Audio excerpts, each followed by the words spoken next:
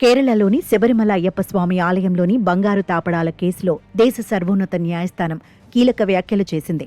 దేవుణ్ణి వదిలిపెట్టలేదంటూ ట్రావెన్కోర్ దేవస్వం బోర్డు మాజీ సభ్యుడు శంకర్ దాస్ దాఖలు చేసిన పిటిషన్ను కొట్టివేసింది.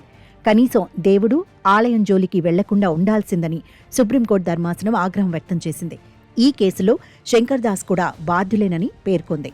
అయితే కేరళలోని శబరిమల ఆలయంలో బంగారం అదృశ్యం వ్యవహారంపై దర్యాప్తు జరుగుతోంది. 2019లో బంగారం పూత పూసిన రాగి రేకులను ఎలక్ట్రోప్లేటింగ్ కోసం స్మార్ట్ క్రియేషన్స్ సంస్థకు అప్పగించారని కేరళ హైకోర్టుకు సిట్ వెల్లడించింది.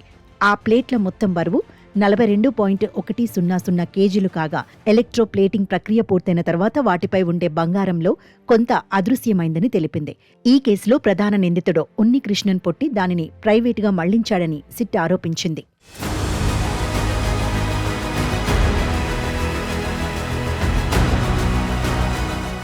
బంగారం పూత పూసిన రాగి రేకులను ఎలక్ట్రోప్లేటింగ్ అనంతరం ఉన్నికృష్ణన్ తనకు 474.90 గ్రాముల బంగారం ఇచ్చాడని గోవర్ధన్ అనే మరో నిందితుడు తెలియచేసి ఆ మేరకు సిట్కు ఇప్పటికే బంగారం అప్పగించాడు. ఈ కేసు విచారణలో భాగంగా గతంలో బోర్డు మాజీ సభ్యుడు శంకర్ దాస్పై కేరళ హైకోర్టు తీవ్ర వ్యాఖ్యలు చేసింది. నేరపూరిత కుట్ర ఆరోపణల నుంచి తప్పించుకోలేరని మండిపడింది. ఈ క్రమంలోనే కేరళ హైకోర్టు ఇచ్చిన ఉత్తర్వుల్లో తనకు వ్యతిరేకంగా ఉన్న తీవ్ర వ్యాఖ్యలను తొలగించాలని కోరుతూ తాజాగా అతడు సుప్రీంకోర్టును ఆశ్రయించాడు. దీనిపై విచారణ చేపట్టిన సుప్రీం ధర్మాసనం దేవుణ్ణి వదిలిపెట్టలేదంటూ ఆయనపై ఆగ్రహం వ్యక్తం చేసింది.